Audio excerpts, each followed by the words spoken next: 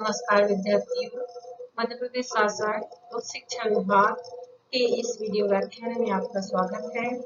हम BA second year political science के major paper के प्रथम प्रश्न पत्र वेस्टर्न पॉलिटिकल इकाई 3 मॉड्यूल नंबर 3.1 के जेरेमी बेंथम के उपयोगितावाद, उनका प्राकृतिक कानून और अधिकार, राज्य और विधायन के सिद्धांत के विषय में चर्चा करने वाले हैं।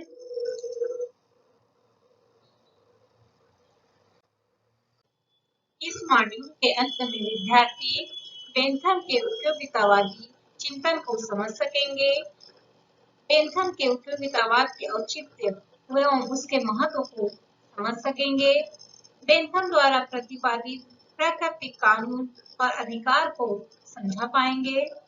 बेंथम के राज्य और विधायन संबंधी सिद्धांत की व्याख्या कर पाएंगे।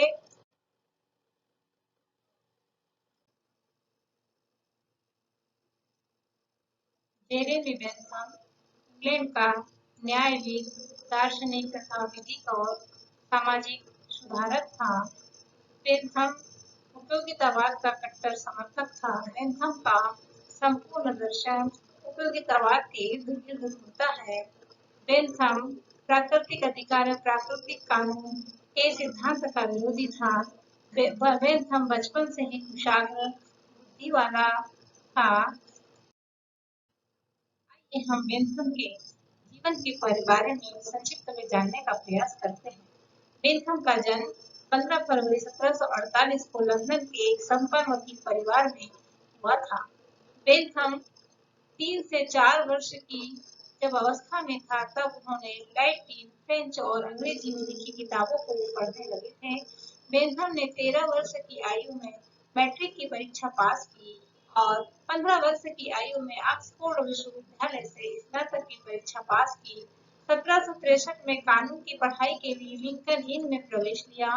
1772 ईस्वी में वकालत प्रारंभ कर दिया था, लेकिन थोड़े समय बाद वकालत करना छोड़ दिया। बेंथम अपने युग का एक बौद्धिक आश्चर्य था। बेंथम को फ्रांसीसी नागरिक की उपाधि से सम्मानित किया गया था। कुछ समय बाद बेंथम इस निष्कर्ष पर पहुंचा कि प्रचलित कानूनों में कई प्रकार की गलतियां हैं, उसके रहते तत्कालीन न्याय व्यवस्था व्यर्थ है। बेंथम की मृत्यु 84 वर्ष की उम्र में 6 जून 1832 को हो गई। बेंथम की महत्वपूर्ण पुस्तक an introduction to the principle of moral and legislation सर्वश्रेष्ठ रचना थी। इसमें उन्होंने उपयोगितावादी संबंधी विचारों की व्याख्या की है। बेंथम एक जबरदस्त लेखक था। वह जीवन पर्यंत लिखता रहा। लगभग बेंथम ने अपने जीवन काल में 1 लाख प्रश्न लिखे। बेंथम के पिता को अपने पुत्र के कानूनी ज्ञान पर गर्व हुआ और उन्होंने सोचा कि पुत्र को वकालत के पेशे में बांधना व्यर्थ है। बेंथम की रचना फ्रेगमेंट ऑन गवर्नमेंट, जो बेनाम से प्रकाशित हुई थी, उस पुस्तक की ख्याति के कारण बेंथम के पिता अपने आप को रोक नहीं पाए और इस सत्य को उजागर किया कि यह पुस्तक मेरे पुत्र द्वारा लिखी गई है।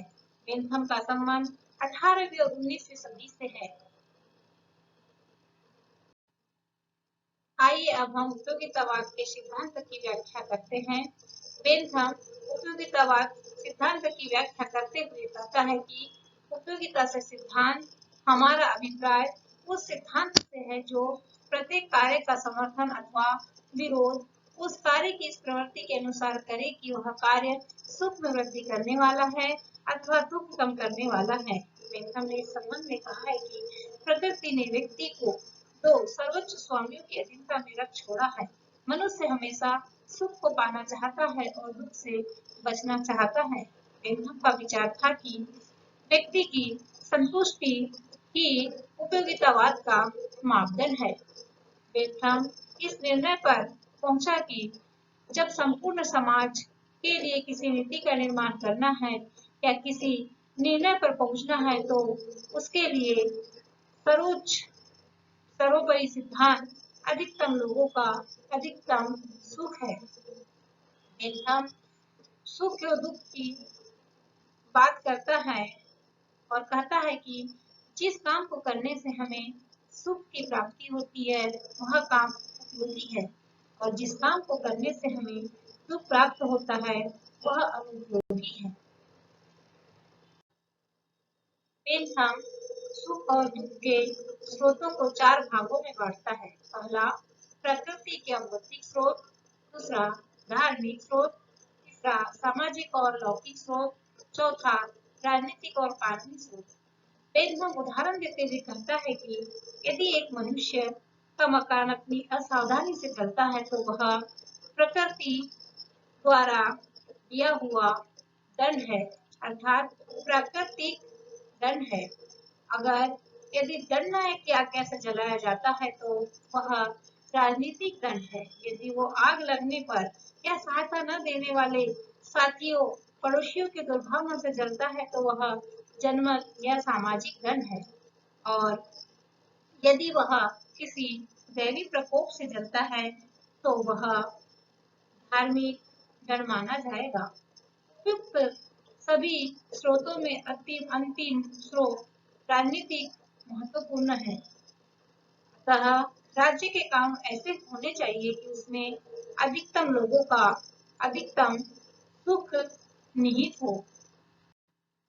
बेंथम के अनुसार परिणाम को ध्यान में रखते हुए सुख या दुख उसी अनुपात में कम या अधिक हो सकते हैं।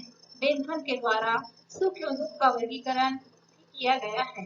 बेंथम सुख और दुख को दो भागों में बांटता है, एक सामान्य सुख दुख, दूसरा जटिल।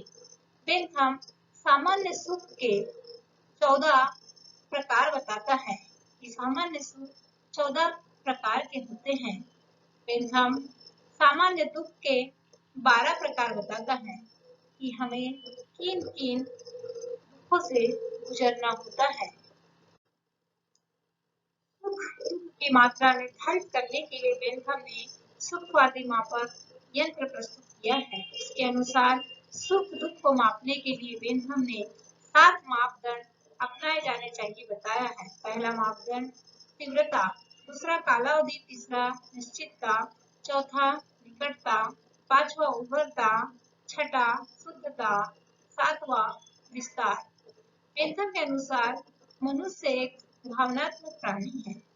प्रत्येक मनुष्य की भावना जितनी सघन होती है उतनी ही दुख या सुख को ग्रहण करने की क्षमता होती है। मनुष्य सुख दुख अनुभव करने की क्षमता भिन्न भिन्न प्रकार की होती है। सुख दुख की मात्रा इनके ग्रहण या अनुभव करने की सामर्थ्य को निश्चित करने वाले तत्व पर निर्भर करती है। आइए हम बेंथम के प्राकृतिक कानून और अधिकार संबंधी विचारों की व्याख्या करते हैं। बेंथम प्राकृतिक कानून और अधिकारों के सिद्धांत का कट्टर विरोधी था। बेंथम के समय हाफ्स लॉ गार्डनिंग के प्राकृतिक अधिकार सिद्धांतों का बोलबाला था। बेंथम ने इसका खंडन किया। बेंथम के अनुसार राज्य के कानून ही समस्त अधिकारों के स्रोत है और इनका आधार उपयोगिता है। बेंथम कहते हैं कि राज्य के बाहर व्यक्तियों के अधिकार नहीं होते। बेंथम प्राकृतिक अधिकारों को मूर्खतापूर्ण और बकवास कहता है।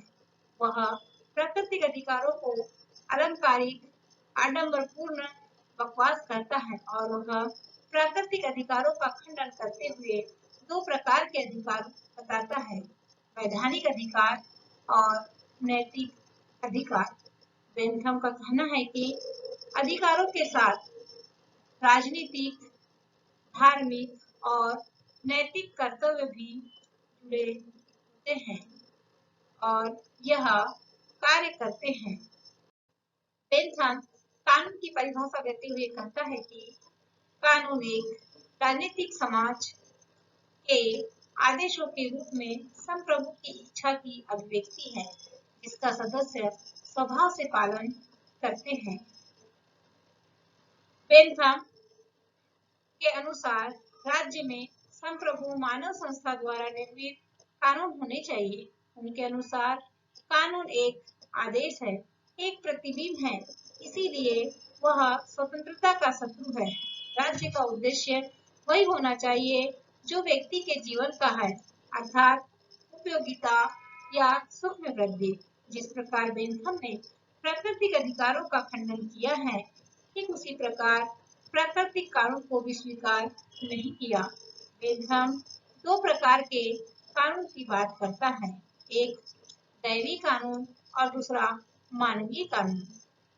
बेंथम कहता है कि दैवी कानून का कोई निश्चित और दृढ़ स्वरूप नहीं होता, इसीलिए प्रत्येक राज्य में संप्रभु शक्ति के अंतर्गत मानव संस्था द्वारा बनाए गए कानून होने चाहिए। बेंथम ने कानूनों की अधिकता को देखते हुए चार भागों में बांटा है। पहला अंतरराष्ट्रीय कानून, दूसरा संवैधानिक कानून, तीसरा राजकीय अथवा नागरिक कानून, चौथा फौजदारी कानून। आइए अब हम बेंथम की राज्य और विधान संबंधी सिद्धांत का उल्लेख करते हैं। बेंथम को राज्य के सार्वभौमिक सिद्धांत में कोई विश्वास नहीं था। बेंथम के अनुसार राज्य की उत्पत्ति किसी दैवी सिद्धांत अथवा सामाजिक समझौते के सिद्धांत के आधार पर नहीं हुई है, बल्कि राज्य की उत्पत्ति मानव समाज की आवश्यकता के अनुरूप हुई है। बेंथम के अनुसार राज्य मानव जाति के लिए आवश्यक है। बेंथम वह राज्य को एक साधन के रूप में मानता है। उसका ध्येय मानव समाज को अधिक से अधिक सुख पहुंचाना है। अपने इस लक्ष्य की पूर्ति के लिए राज्य को ऐसे विधियों का निर्माण करना चाहिए जिससे राज्य की जनता का अधिक से अधिक हित हो सके और उसका निर्माण व्यक्तियों के द्वारा हुआ हो। राज्य एक नैतिक समुदाय की बजाय एक वैधानिक निकाय है। बेंथम राज्य की उत्पत्ति और उसके अस्तित्व का कारण बताते हुए कहता है कि राज्य व्यक्तियों का एक ऐसा समूह है, उसकी उपयोगिता को बनाए रखने या अभिवृद्धि करने के लिए संगठित किया जाता है। बेंथम के अनुसार राज्य का एकमात्र उद्देश्य अधिकतम लोगों को अधिकतम सुख पहुंचाना है।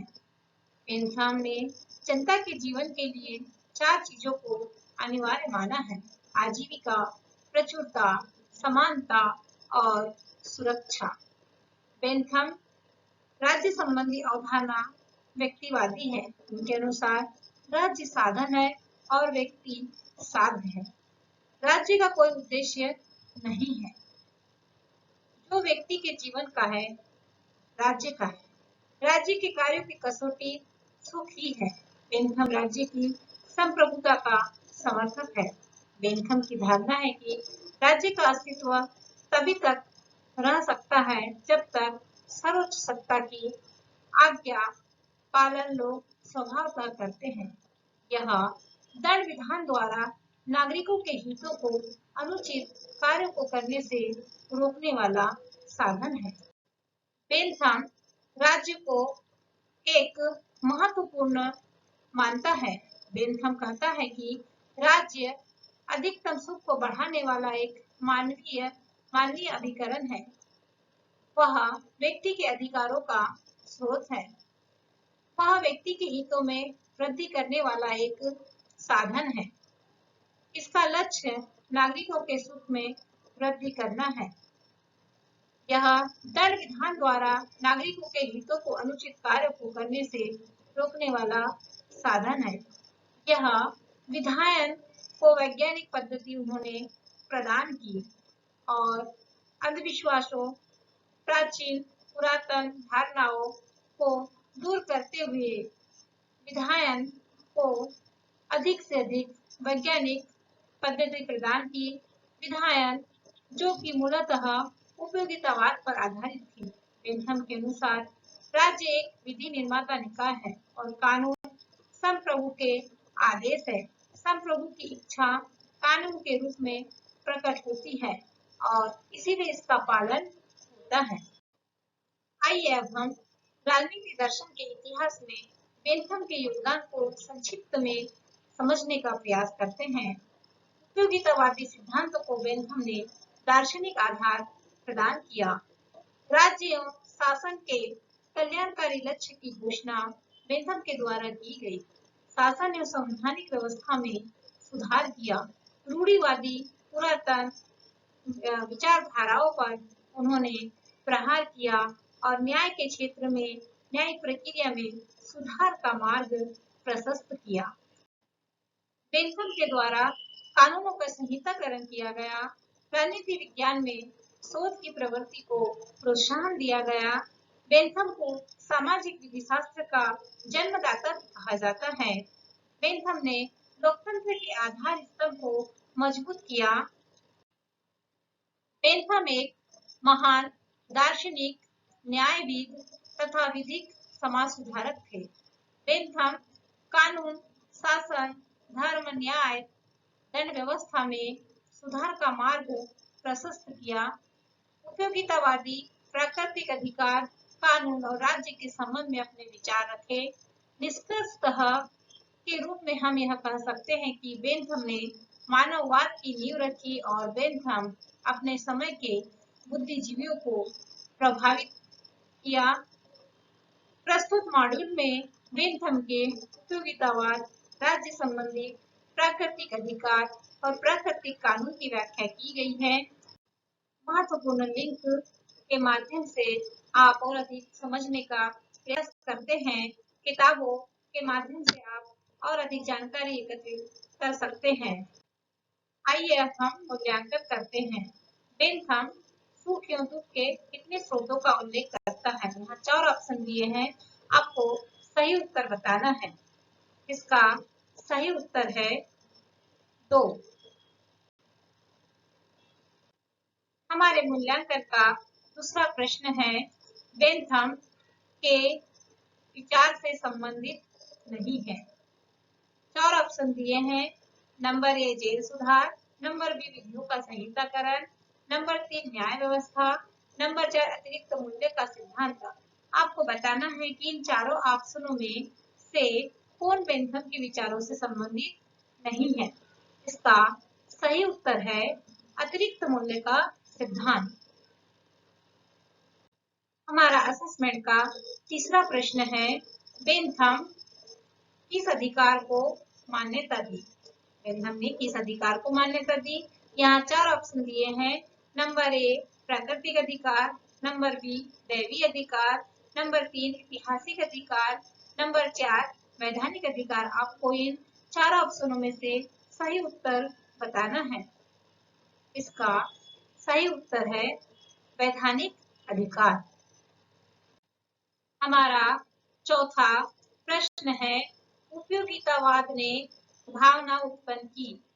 नंबर 1 क्रांति की, नंबर 2 सुधार की, नंबर 3 आज्ञाकारिता की, नंबर 4 अवज्ञा की। इन चारों उत्तरों में आपको सही उत्तर देना है। इसका सही उत्तर है सुधार की। हमारे असेसमेंट का अंतिम प्रश्न है, बेंथम ने के उपयोगितावाद को खाना बनाने की किताब किसने बताया? मतलब किस विचारक ने बेंथम के उपयोगितावाद को खाना बनाने की किताब बताया है? आपको 4 उत्तर दिए गए हैं। इन चारों उत्तरों में से आपको सही उत्तर देना है। इसका सही उत्तर है इमर्शन। आशा करते हैं कि आपको समझ में आ गया होगा। आप और अच्छी किताबों का अध्ययन करते हुए आप इस मॉड्यूल को अच्छे से समझ सकते हैं। आपने ध्यानपूर्वक इसको सुना। आपका धन्यवाद।